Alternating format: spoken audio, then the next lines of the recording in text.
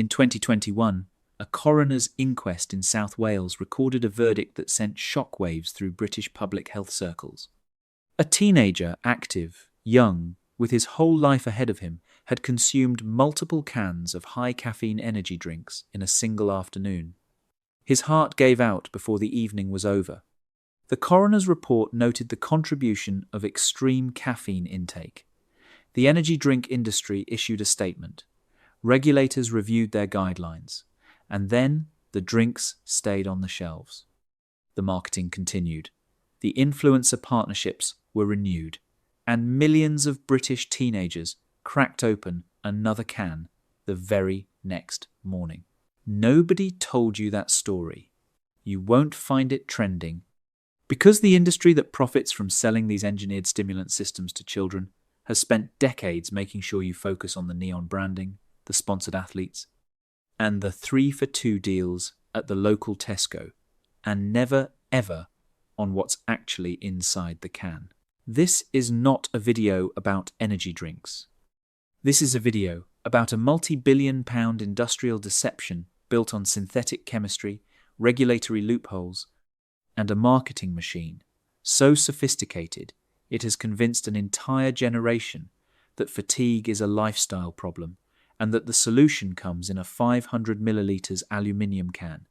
Stay with me, because what you're about to find out will change how you look at your fridge forever.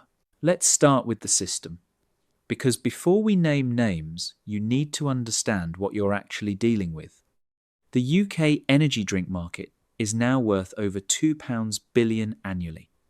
That figure has more than tripled in the last decade. This is not an accident. It is the result of a carefully engineered commercial strategy, a coordinated campaign to reframe stimulant dependency as performance optimization, as lifestyle choice, as identity. They didn't sell you a drink, they sold you a personality. And buried underneath that personality, underneath the chrome cans and the extreme sports footage and the limited edition flavors, is a cocktail of industrial additives, synthetic stimulants, and chemical compounds that your grandparents would not recognize as food.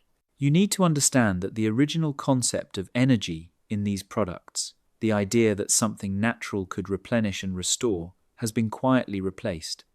What began in the 1980s as a relatively simple formula of caffeine, sugar, and B vitamins has been industrialized into something far more complex.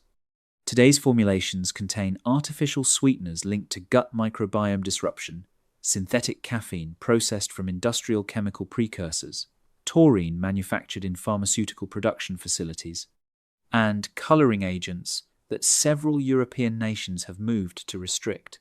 They don't tell you that. They tell you about enhanced focus.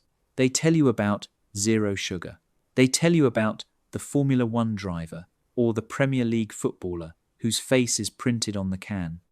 They do not tell you about the 68% spike in energy drink-related A and E presentations recorded by NHS figures between 2015 and 2022. They do not tell you that the UK remains one of the only major European nations without a full legislative ban on selling high-caffeine energy drinks to under 16S, relying instead on a voluntary retailer code that is routinely, quietly, and predictably ignored. The system is not broken. The system is working exactly as it was designed. Before we get into it, I need you to do something. If this information is valuable to you, if you think people deserve to know what they're actually drinking every single day as energy drink, click the like button right now, subscribe, and share this video with someone who deserves to know the truth. That one action does more than you think. It tells the algorithm this matters. Now, let's talk about the brands. 7. Lucozade Energy. There is no brand in Britain more masterfully disguised as harmless than Lucozade. For generations, this was the drink your mother gave you when you were ill. It sat on hospital bedside tables. It was the warm, orange, comforting signal that someone was taking care of you. That history is not an accident. It is the most valuable marketing asset Lucozade's current owners possess, and they exploit it ruthlessly. Here is what they don't tell you. The Lucozade, you remember the original glucose drink, formulated in 1927 for recovering patients, no longer exists in its original form. What you are drinking today is an industrially reformulated product sold by Suntory, a Japanese beverage conglomerate, who acquired the brand from GlaxoSmithKline for £1.35 billion. The formula has been altered multiple times since the 1980s, stripping away its medicinal identity and engineering it into a mainstream stimulant product. The original 380 milliliters bottle contained approximately 62 g of sugar. Post-reformulation, the product was adjusted, but what replaced that sugar is a blend of sweeteners, including acesulfame K and aspartame, compounds that multiple peer-reviewed studies have associated with altered insulin response and appetite disruption. The soft, nostalgic packaging conceals a product that has more in common with an industrial stimulant system than with the recovery drink it once was. And yet the nostalgia holds, the brand equity holds, because they know that the ghost of your grandmother's kitchen is worth more than any honest label. 6. Monster Energy. Monster is the most honest, dishonest brand in this entire industry. It doesn't pretend to be healthy. It doesn't pretend to be natural. It wraps itself in skulls, claws, neon, and aggression. And it tells you, implicitly, that what's inside is extreme. What it does not tell you is precisely how extreme, or precisely for whom that extremity becomes dangerous. Monster Energy contains 160 milligrams of caffeine per 500 milliliters can. To contextualize that, the NHS recommends a maximum daily caffeine intake of 400 milligrams for healthy adults. A single Monster delivers 40% of that ceiling in one sitting. For a 4-year-old, and Monster's marketing has consistently, demonstrably targeted adolescent males. That same can represent over 75% of what researchers consider a safe daily limit for a young person of that body weight. Monster has faced legal action in the United States following multiple fatalities linked to its consumption. The FDA received reports connecting Monster to 5 deaths and 1 heart attack. Monster's parent company, Coca-Cola, who acquired a 16.7% stake in 2014, argued the cases were inconclusive. The product remained on shelves. The branding remained aggressive. The sponsorship deals with teenage gaming tournaments continued. In the UK, Monster sits casually in the meal deal section of Boots, Greggs, and WH Smith. No warning, no age check, no system intervention. Just a deal that pairs a processed sandwich with a can of industrial stimulant and calls it lunch. 5. Red Bull.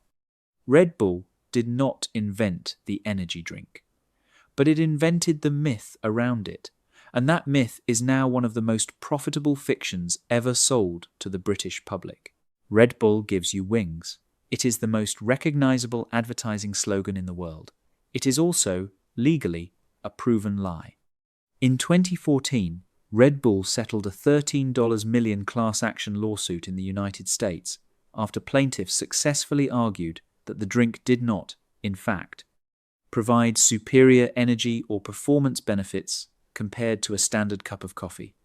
The company paid out, admitted no wrongdoing, and continued using the same marketing framework. What Red Bull gives you, what it actually chemically delivers, is 80 milligrams of caffeine, 27 grams of sugar in the regular variant, synthetic taurine, and a collection of B vitamins in quantities so small their functional impact is negligible. The taurine is of particular note. Originally marketed with the implication that it was derived from bull semen, a rumor Red Bull allowed to circulate for years because it enhanced the brand's masculine, powerful mythology, it is in fact synthetically manufactured in chemical production facilities. The implication was never true. The company never corrected it with urgency. The myth served the margin. Red Bull's UK operation generated revenues exceeding £400 million annually. Every pound of that figure is built on a marketing architecture that has consistently prioritized the performance of perception over the performance of the product. 4. Prime Energy. No brand in modern British consumer history has weaponized children more efficiently than Prime. Created by YouTube influencers KSI and Logan Paul, two men whose combined adolescent audience numbers in the hundreds of millions, Prime Energy was not merely launched, it was detonated. Children queued outside Aldi stores for hours. Secondary market prices reached £25 a bottle. Schools began confiscating cans. Parents across the country were blindsided. Here is what the excitement was engineered to obscure. Prime Energy, distinct from the Prime hydration drink, contains 200 milligrams of caffeine per 355 milliliters can. That is the highest caffeine concentration of any mainstream energy drink sold in the UK. That single can contain the equivalent caffeine of 2 standard Red Bulls, poured into a vessel marketed almost exclusively through platforms where the primary demographic is aged between 10 and 17. The Advertising Standards Authority launched investigations. MPs raised the issue in Parliament. The Food Standards Agency issued guidance. And through every moment of that regulatory scramble, Prime's brand equity, built entirely on the parasocial loyalty of children to influencers, continued to compound. They didn't sell a drink, they sold parasocial trust, and they cashed it in at 200 milligrams of caffeine per can. 3. Reign Total Body Fuel. Reign is Monster's most cynical product, and that is a sentence that requires a moment to absorb. Because Monster, as we've established, is already operating at the far edge of responsible product marketing. Reign is what happens when you push beyond that edge entirely, repackage the result in gym aesthetics, and tell the fitness community it's performance nutrition. Each 500 milliliters can of Reign contains 200 milligrams of caffeine, BCAAs, branched-chain amino acids, and sodium. On paper, the BCAA inclusion might suggest a product designed for athletes. In practice, the quantity delivered is nutritionally negligible. What is not negligible is the caffeine. 200 milligrams consumed pre-workout, consumed alongside other pre-workout supplements, which Reign's marketing actively encourages, by positioning itself within that ecosystem, can push total daily caffeine intake into ranges associated with cardiac, arrhythmia, elevated blood pressure, and acute anxiety episodes. Reign is sold openly in gyms, health food stores, and sports retailers across the UK. It carries no mandatory health advisory beyond standard caffeine disclosure. The people buying it believe they are buying performance. They are buying an industrial stimulant system wrapped in the language of athletic optimization. The gym aesthetic is not incidental. It is the mechanism of deception. 2. Rockstar Energy. Rockstar's founder, Russ Weiner, once boasted that the drink was designed to be consumed by people who work 80 hours a week. That sentence is the most revealing piece of corporate communication in this entire industry, because it tells you exactly what these products are actually engineered for. Not for health, not for nutrition, not for human flourishing, for endurance under economic pressure, for keeping exhausted workers functional enough to continue. Rockstar contains 160 milligrams of caffeine per 500 milliliters. Along with guarana, extract a secondary caffeine source, meaning the effective stimulant load is higher than the label's base caffeine figure suggests. The dual-source caffeine architecture is not accidental. It is engineered to extend the stimulant curve, creating a longer period of perceived alertness. It is also engineered to make accurate caffeine disclosure more ambiguous, since guarana's caffeine equivalent requires the consumer to do calculations they were never invited to do. PepsiCo acquired Rockstar in 2020 for $3 $1.85 billion. The planet's second largest beverage corporation now owns and distributes a product specifically designed, in its founder's own words, to sustain human labor under conditions that probably shouldn't be. Sustained. That is not a drink. That is a logistics solution for a broken economy, and it is available next to the protein bars at every motorway service station in Britain. 1. Relentless Energy. And here we arrive at the most quietly dangerous brand on this list. Not the most extreme, not the most aggressive, the most quietly dangerous. Because Relentless has achieved something that Monster and Prime never could, it has become boring, familiar, unremarkable, and that invisibility is precisely what makes it so insidious. Relentless is a Coca-Cola product. It has been since 2006. It sits in fridges across the UK at a price point so low, regularly below £1, for a 500 millilitres can, that it has become the default stimulant product for low-income communities, shift workers, and students with depleted budgets. The 500 millilitres can deliver 160 milligrams of caffeine. At its price point, it is consumed in multiples. Multiple cans per shift. Multiple cans per study session. And nobody is counting. Nobody has been invited to count. Coca-Cola has never aggressively marketed Relentless. It has simply made it cheap, available everywhere, and unremarkably present. It is the background radiation of the UK energy drink market, ubiquitous, invisible, and steadily doing its work on the cardiovascular systems of the people who can least afford the health consequences. They don't advertise Relentless loudly because they don't need to. The price does the advertising. The poverty does the advertising. And when the consequences arrive, the elevated blood pressure, the disrupted sleep cycles, the anxiety, those consequences are filed under personal responsibility and quietly forgotten. So where does that leave you? It leaves you with a choice that the industry has spent billions of pounds making as difficult as possible for you to make clearly. They have engineered the confusion. They have funded the sponsorships. They have bought the shelf space, the meal deal slots, and the influencer contracts.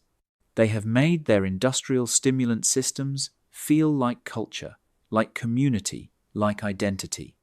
But the information is here, and information held clearly is the beginning of something they genuinely fear. If you need sustained energy, real energy, the research is not ambiguous.